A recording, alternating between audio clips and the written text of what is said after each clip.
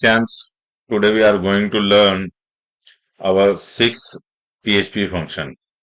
So now let me start PHP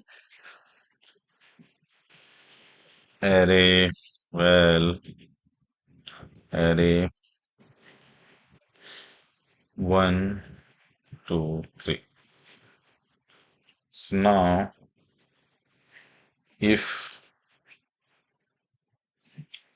is array is a PHP function. Okay, PHP inbuilt functions. So if this variable is array, then return print this, otherwise print this. So now we can check in browser. This is an array. So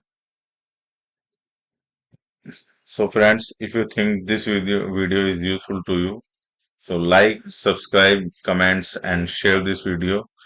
Thank you very much for watching.